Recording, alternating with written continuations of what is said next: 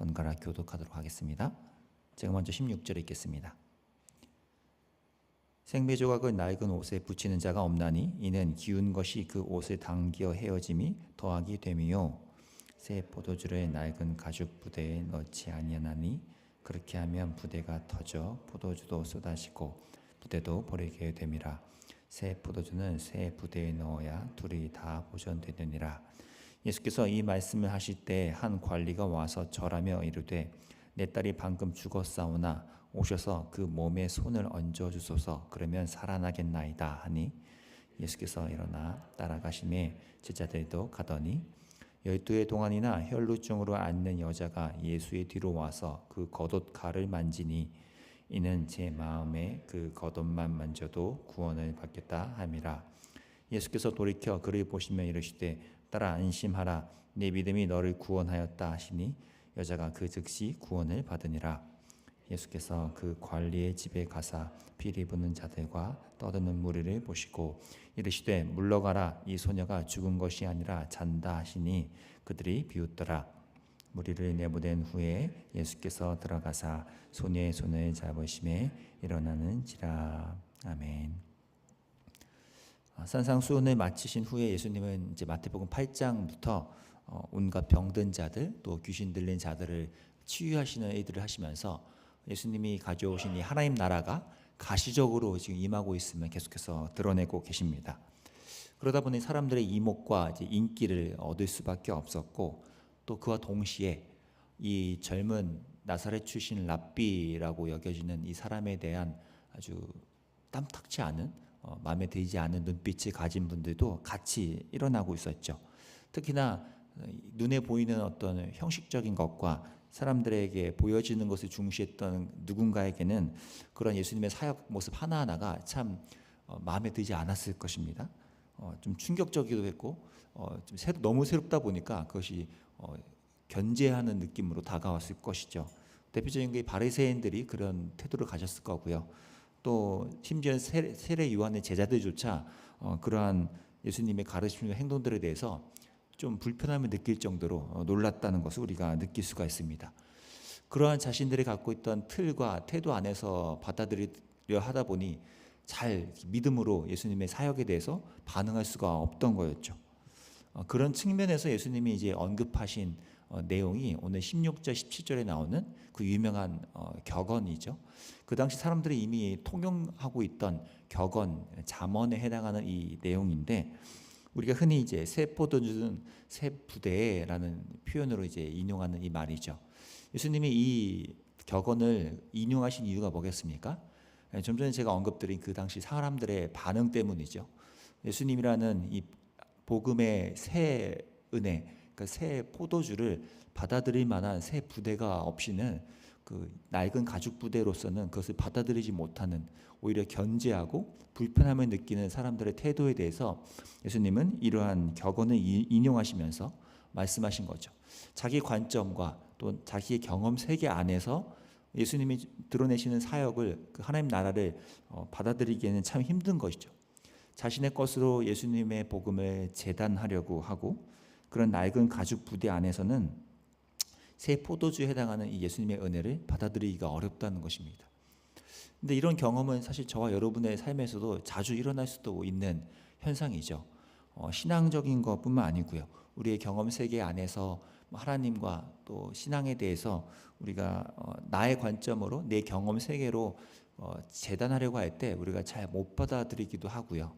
또 신앙만 그렇습니까? 우리가 일반적인 사람들과 관계에서나 살아가는 일상에서도 내 안의 경험 세계와 틀로 뭔가를 판단하고 재단하려고 하면 쉽게 그것이 수용되거나 받아들여지지 않고 되게 견지하고 부정하게 되죠. 그런 것이 우리 신앙에도 적용이 된다면 굉장히 큰 문턱으로 자리 잡게 된다는 것을 우리는 알 수가 있습니다.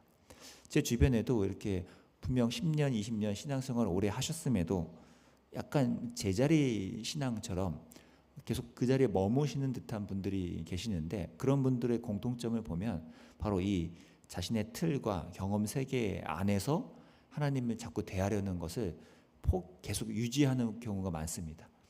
그러니까 내가 하나님의 그 안으로 들어가서 그 은혜를 누리는 것이 아니라 나의 세계 안으로 하나님이 와서 나에게 맞춰서 하나님이 내 삶에 관여해 주시기를 원하는 태도들, 그런 것이 자신의 신앙에는 여전히 정체되고 제자리에 머물게 하는 것을 자초하는 일이라는 거죠. 그러한 모습으로는 더 이 깊고 넓은 은혜의 자리로는 나아가지 못하게 된다는 것입니다.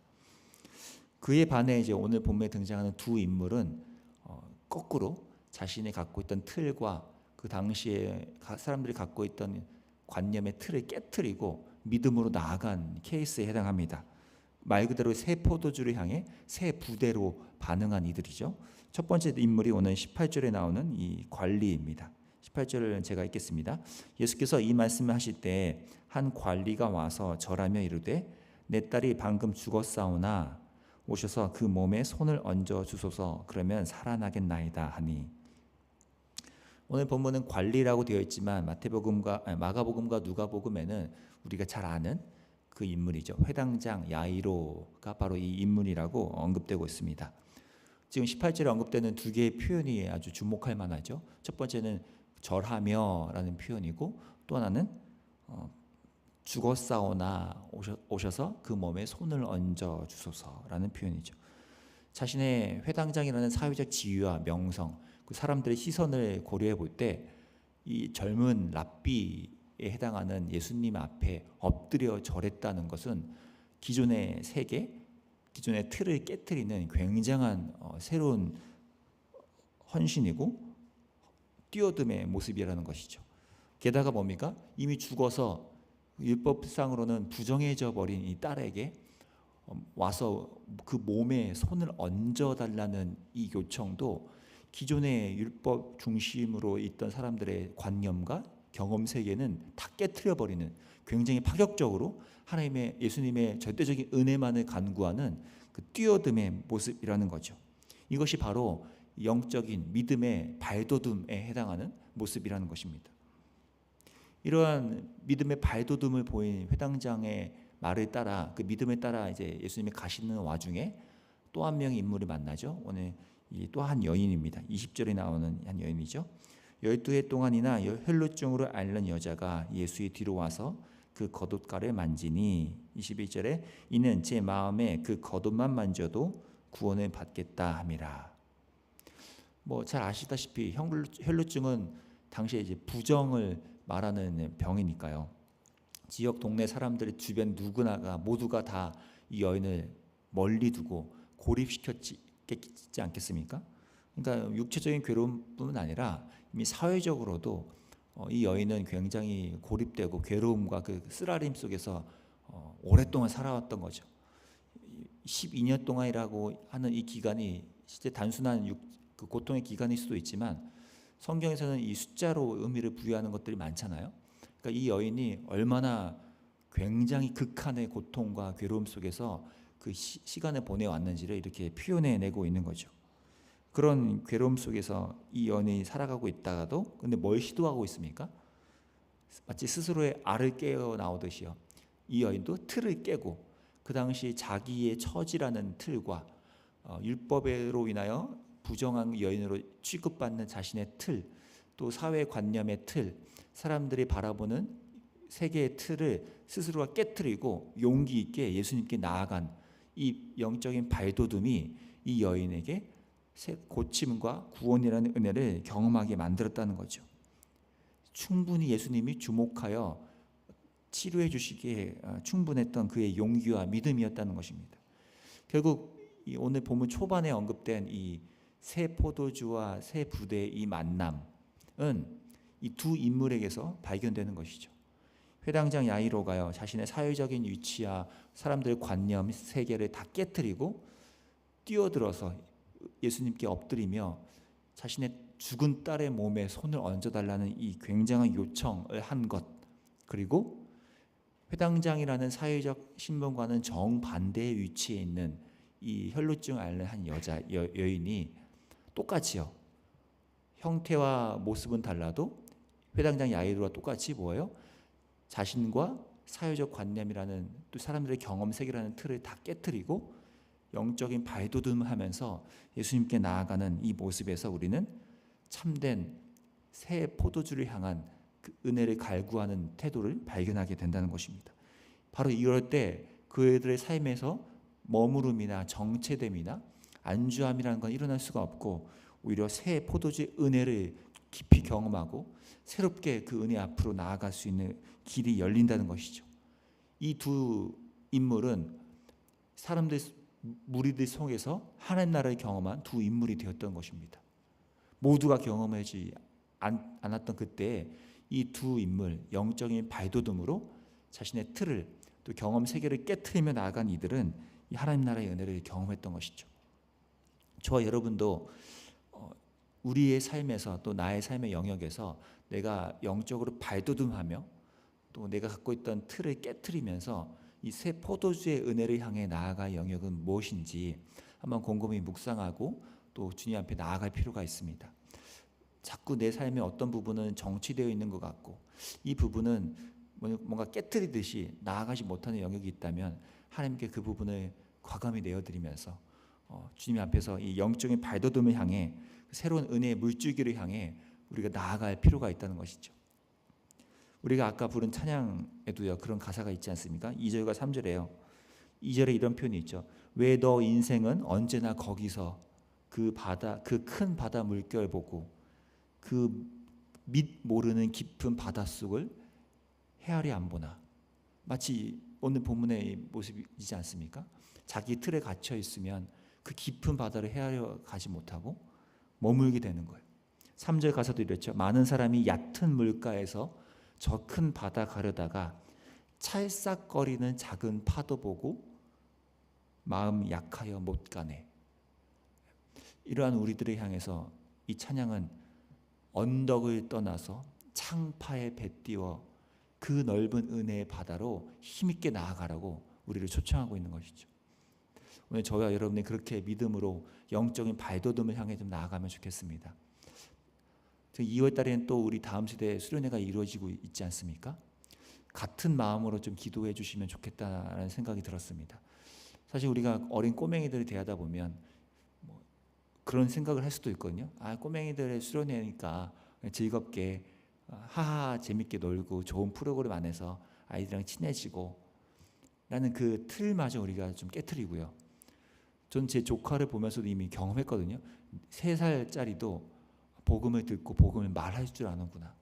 예수님의 복음에 대해서 완전히 알고 완전히 믿음을 고백하는 걸 보면서 이 어린아이들, 꼬맹이들 상관없이 이 수련을 통해서 하나님의 복음을 경험하고 그들의 중심으로 믿음을 고백하고 하나님의 노래하고 기뻐하는 것을 그 은혜를 경험하는 것 그것을 우리 아이들이 이번에 경험하게 해달라고 그저 한 번의 잠깐의 즐거운 행사가 되는 것이 아니라 정말 은혜의 바다로 나아가는 그 일들이 우리 모든 아이들과 대학 청년들에게 일어날 수 있게 해달라고 함께 기도해 주시면 좋겠고 또 우리 실제 아이들과 대학 청년들도 자신들의 이 틀을 깨트리고 이 은혜의 바다로 이 언덕에 배를 띄우면서 나아갈 수 있는 그 용기와 그 발돋움이 일어날 수 있게 해달라고 함께 또 중보하는 저희가 되었으면 좋겠습니다. 함께 제가 기도하고 마무리하겠습니다. 하나님 아버지, 오늘 이 수많은 무리들 속에서도 이 두 인물은 자신의 틀을 깨트리고 또 사람들의 경험 세계와 관념들을 깨트리며 영적인 발돋움을 하는 걸 보았습니다. 그 과정에서 하나님의 은혜와 그 하나님 나라를 경험하면서 그들이 누렸던 그 새 포도주의 은혜가 오늘 우리들 삶에도 동일하게 경험되기를 간절히 원합니다. 얕은 물가에서 찰싹거리는 파도에 두려워하지 않고 이제는 틀을 깨트리고 과감히 새 포도주를 향한 그 발돋움이 우리 안에 일어날 수 있도록 좀 인도해 주시고 또 나아가서는 우리 다음 세대의 수련회 속에서도 이 영적인 발돋움을 하며 주님께 나아가는 모든 이들에게 하나님의 새 포도주의 은혜를 마음껏 부어주셔서 그들이 하나님을 경험하고 이 하나님 나라 속에서 기쁨을 회복하는 이 은혜가 있을 수 있도록 하나님 일하여 주시기를 원합니다. 우리 모든 삶에도 이 언덕을 떠나 창파에 배를 띄워 저 깊은 바다로 힘껏 나아가는 이 영적인 발돋움을 우리에게 허락하여 주시고 그 용기와 그 믿음 속에서 하나님의 은혜를 경험할 수 있도록 함께하여 주옵소서. 예수님의 이름으로 기도합니다. 아멘. 두 가지 놓고 기도합시다. 먼저 우리 자신이 영적으로 머무는 정체되고 있는 영역들이 혹이나 있다면 주님 그 틀을 깨트리고 나아가는 영적인 발돋움을 할 수 있도록, 그래서 저 깊은 바다로 나아가 그 은혜를 맛보기를 원한다는 그 기도를 주님께 드리고 나아가면 좋겠고요. 또 하나는 우리 다음 세대 2월 달에 이어지는 이 수련을 통해서 우리 아이들이 영적인 발돋움을 하고 자신의 틀 안에 갇혀 있지 않고 주님 앞으로 기꺼이 자신을 내던지며 나아갈 수 있도록, 또 그 은혜를 마음껏 누리고 하나님 나라를 경험하는 이번 수련회 될 수 있게 해달라고 함께 또 중보하며 나아가면 좋겠습니다. 함께 기도하겠습니다.